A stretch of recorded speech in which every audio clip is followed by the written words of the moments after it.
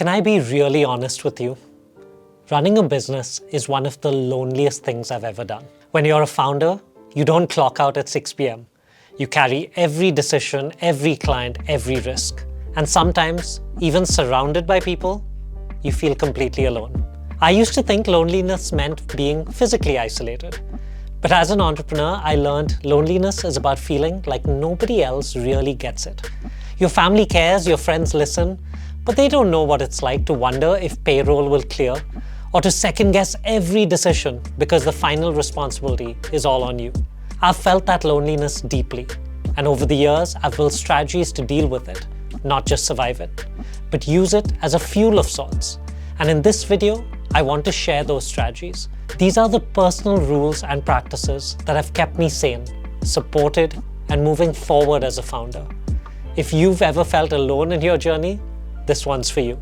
Now, founder loneliness is sneaky. It doesn't always feel like sadness. It feels like weight. Here's what it looked like for me. Sitting in meetings, pretending to have all the answers, while inside I was filled with doubt. Celebrating wins with clients, but realizing I had no one to share my own victories with.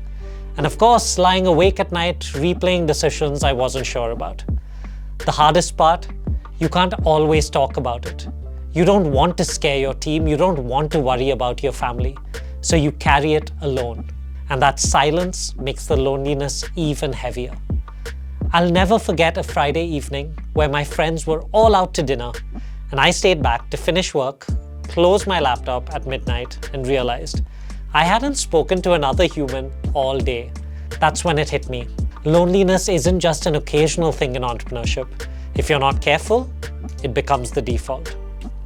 So why do so many founders feel lonely, even if they're constantly surrounded by people? 3 reasons in my book. A different reality, because most people around you don't live with the pressure of clients, cash flow, or competition. The mask of leadership. As a founder, you feel like you need to always look confident. Taking off the mask feels unsafe. And no accountability partner. When you're the boss, no one tells you if you're doing a good job. And that silence can feel isolating. Now, loneliness isn't about being weak. It's a structural part of entrepreneurship. And that means you need structural solutions. So here are the personal strategies I use to deal with founder loneliness. I call them my 4 connection anchors. Anchor 1, founder friends. The first thing I did was find peers. People who were also building businesses. Founder friends are different from social friends. With them, you can vent about cash flow, client churn, or hiring headaches, and they just get it. No need to explain because they live in the same chaos. One of the founders I coached, Sakshi, was constantly overwhelmed, always second-guessing if she was doing it wrong. I just connected her with another entrepreneur at a similar stage, and within a few weeks, she felt that just knowing someone else is fighting the same battles changed everything for her. I made it a personal rule. 1 conversation a week with another founder. Sometimes it's a call, sometimes it's just a quick voice note exchange. But every time, those conversations remind me, I am not crazy and I'm certainly not alone. Anchor 2, structured accountability. Loneliness grows when you feel like no one sees your progress or when you're stuck. The fix? Accountability. I set up simple systems of accountability for myself. Monthly check-ins with a mentor, quarterly board reviews with a small peer group, and a public scoreboard for my own key goals. I still remember the first time I shared my revenue goals with that founder group. Just saying it out loud made me feel lighter. And when they checked in a month later, it wasn't pressure, it was momentum. That accountability pushed me to follow through on my goals. When someone else sees your numbers, your wins, your challenges, it really cuts through the isolation. Suddenly, you're not just building in your own head, you're building inside a community. And by definition, that means you're not alone. Anchor 3, vulnerable conversations. This one is tough but powerful. Talk about the hard stuff with people you trust. I used to keep everything inside. Smile on the outside, chaos on the inside. But I've learned that bottling it up only makes it heavier. One of the founders I coached, Neeraj, used to do the same thing. He carried every fear alone, especially when the numbers weren't looking good. One day, he finally opened up to his partner and said, "I'm scared we're heading into a really bad quarter." He expected panic, but what he got was support, reassurance, space to breathe. Later, he told me that conversation saved my sanity. So now I make it a rule. If I'm stuck, I say it out loud to a fellow founder, a coach, or even my team when it's right. Because saying I'm struggling does not make you weak, it makes you human. And it turns all of that isolation into connection. Anchor 4, build a non-work identity. Finally, this is my most underrated strategy. Build a life outside your business. For me, that means fitness, travel, and hobbies that have absolutely nothing to do with revenue or results. I once skipped a football game for 3 months during a busy season.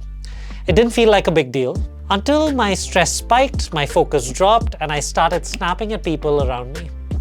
The moment I restarted football, even just twice a week, I felt human again. Because here's the thing, when you only identify as a founder, every little problem in the business feels like a personal failure. But when you're also a runner, a musician, a parent, a friend, you have more anchors. And that's real balance. It's what keeps loneliness from swallowing you up whole. So what happened when I started living by these strategies? Before, I felt like no one understood me. Every decision felt heavy and alone, and wins felt hollow. After, I had founder friends I could message anytime. I had systems of accountability to keep me grounded, and I had a life outside work that reminded me there's more to life than my to-do list. And the real proof? Last year, I had one of the hardest months in business, the kind that would have sent me spiraling before. But instead of isolating, I leaned on my anchors, friends, coaches, mentors, routines. By the end of that month, I felt supported, clear, and ready to keep going. The loneliness didn't disappear, but it stopped controlling me. I could carry it with more strength because I wasn't carrying it alone anymore. If you're a founder struggling with loneliness, here are the big lessons I'd leave you with. Loneliness is normal, not something to be ashamed of. Almost every entrepreneur feels it. Founder friends, they matter. Surround yourself with people who get it. And accountability cuts through isolation. When someone else sees your goals, you feel less alone. Remember that vulnerability is strength because sharing makes you lighter. And finally, you are more than your business. Build an identity outside of it. Loneliness doesn't vanish, but it becomes manageable and even motivating when you design anchors around it. So here's my challenge. This week, create one anchor for yourself. Call a founder friend, set up a weekly accountability check-in, or pick up a hobby that reminds you of who you are outside of work. Because entrepreneurship doesn't have to be a lonely road. With the right strategies, you can feel supported, connected, and strong enough to keep building the business and the life you actually want. And if you want a mentor or a coach that can help you in your founder journey, hold you accountable, and make you feel not alone, then take the 3-question quiz, get matched with a relevant business coach, and unlock a 30-minute coaching call. And of course, like and subscribe for more playbooks like these. See you in the next one.